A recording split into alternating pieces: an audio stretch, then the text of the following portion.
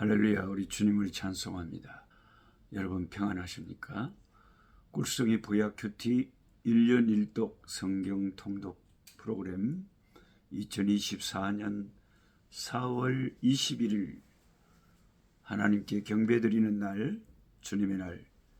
오늘의 말씀은 역대하 4장에서 6장의 말씀입니다. 성전을 위해서 쓰임받았던 수많은 사람들이 있었겠지만 구약에 보니까 히람이라는 사람이 나옵니다. 히람. 역대하 4장은 성전에서 사용되는 여러 가지 기구들을 기록하고 있죠. 먼저 노수로 만든 제단, 제사에서 가장 중요한 제물이 희생되는 그곳입니다. 신약으로 말하면 갈보리 언덕에 주님의 십자가, 그 제단입니다. 그것을 상징하는 거죠. 노수로 만든 바다가 있었습니다.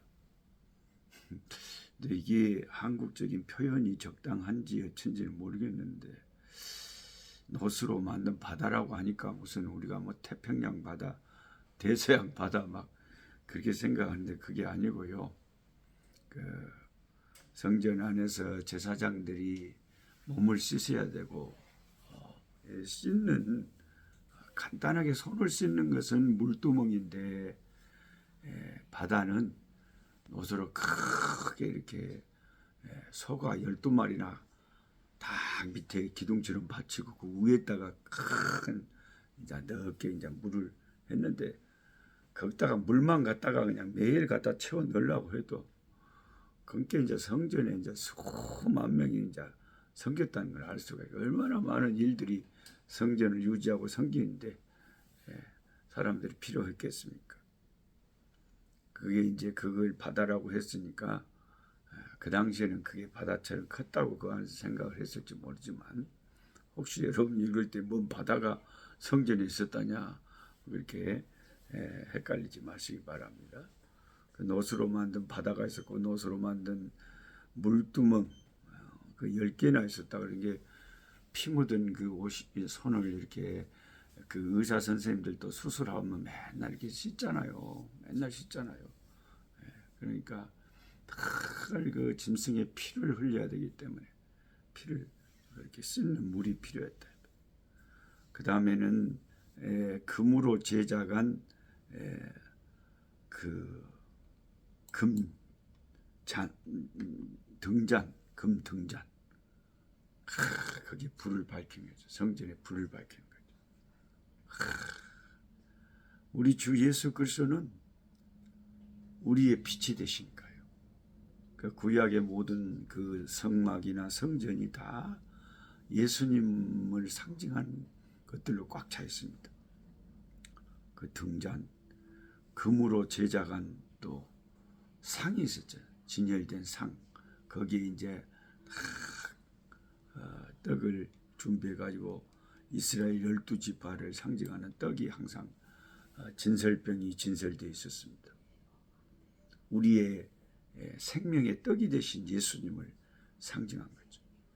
예수님이 요한복음 6장을 읽다 보면 유대인들에게 뭐라고 하셨습니까? 나를 먹고 나를 마시는 자는 영생하리라. 그러니까 주님이 그 구약의 그 상에 진설된 진설병 떡이었는데, 구약의 제사장들은 그것을 먹고도 죽었지만 예수 그리스도 하늘에서 내려오신 하늘의 만나가 되시고 떡이 되시는 예수님을 먹는다. 당시 사람들이 그 설교를 잘 이해를 못하고 많이 떠났죠. 그러니까 우리가 째깐 애기들은 우유만, 젖비린내가 나는 우유만 맨날 엄마 젖만 먹으니까 크게 자랄 수가 없잖아요.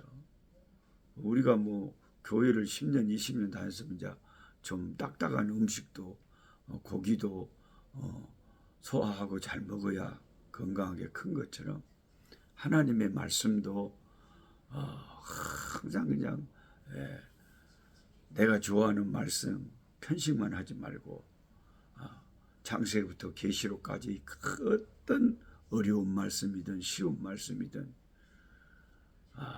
어떤 말씀이든 간에 다 우리가 소화해서 내 영혼에 받아들여야 됩니다. 그래서 예수님이 나의 영생의 떡이 된다는 것이 뭐 얼마나 귀한 말씀입니까? 그래서 주님의 그 살을 먹고 피를 마신다는 것은 성찬식 때 주님 말씀하셨잖아요. 근데 이번 제가 노예 참석해 갖고 노예 시작되기 전에 성찬식을 하거든요. 예배 시간에 성찬식을 하는데 그 성찬에 잔을 배분하는 장로님이 저한테 작은 그 유리잔 주님의 피를 상징하는 그 포도주를 주시면서 그걸 제가 받는 과정에 있었는데 어떻게 잘못해가지고 그냥 그걸 엇끌어 버렸어. 그래갖고 그냥 오메 그것이 내 양복 바지에 찌그러져 버려갖고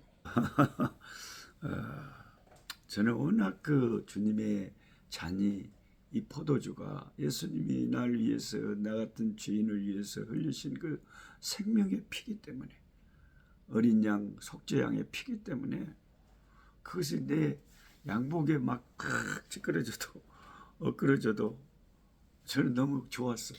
너무 좋았어요. 제 마음이 그랬다는 겁니다. 뭐 여러분도 그냥 포도주 잔을 마시고 안 마시고 콱 찍어 부르라 그런 말이 아닙니다. 그게 이제 그냥 내가 실수로 이게 좀 엎질렀다. 그래도 좋았더라. 그 말이 그래 남은 것은 잘 마셨습니다. 근데 장로님 미안해 갖고 그냥 막 그냥 그러셨는데 그래도 좋더라고요.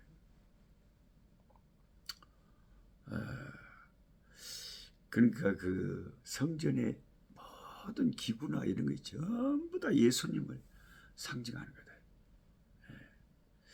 그런데 그 가운데 눈에 띄는 그 모든 기구를 만든 사람이 수천 명이었을 거 아닙니까? 근데 이제 성경은 한 사람을 지목해서 그 이름을 소개하는데 11절에 사장 11절에 후람이라고 되어 있고 16절에는 후람의 아버지라고 되어 있습니다. 그렇죠? 역대하 4장 11절에 후람이라고 되어 있고 16절에는 후람의 아버지. 근데 11절 16절에 다른 사람이 아니라 같은 사람 후람일 것으로 추측됩니다. 뭔가 원래 성경에는 그렇게 적혀 있지 않았는데 이제 계속 그 서기관들이 그걸 한자 한자를 다 적어서 후손들에게 이거 성경을 이렇게 계속 복사하는 가운데 쓰는 가운데 오류가 있을 것으로 추측됩니다. 같은 사람 후람이라고 하는데 이 열왕기상 7장을 보면 후람은 가부의 아들로 소개를 하기 때문에 후람의 아버지다 하는 것은 조금 말이 안 맞는 거죠. 그는 납달리 지파, 이 후람은 가부의 아들입니다. 이게 아버지가 일찍 돌아가신 것 같아요. 원래 그 아버지가 제가 어렸을 때 돌아가신 것 같은데 두로 사람으로 대장장이었다고 합니다. 근데 유대 이스라엘 여인이 어떻게 이방 두로 사람과 결혼했는지 알 수는 없지만은 남편을 잃고 아들을 키우는 어머니를 생각하면은 히람은 그녀의 유일한 참 자기 인생의 위로였고 희망이었을 것입니다. 저도 어려서 자라면서 저희 어머니가 나를 항상 술만 취해갖고 집에 들어오면 아이고 내 새끼 하면서 그냥 동네 사람들 들으라고 그냥 그렇게 아들 자랑을 했었고 차를 타고 기차를 타고 무슨 구례장에 가고 순천장에 가고 하면은 그 옆에 학생들이 있으면 제 이야기를 하면서 막 자랑을 하고, 그러니까 과부 대신 우리 어머니한테는 이 우리 아들이 자랑인 거죠. 그러니까 히람은 그 과부 어머니의 인생의 위로고 에너지고 희망이었죠. 근데 히람이 배운 것이라고는 대장장이 기술뿐이었습니다.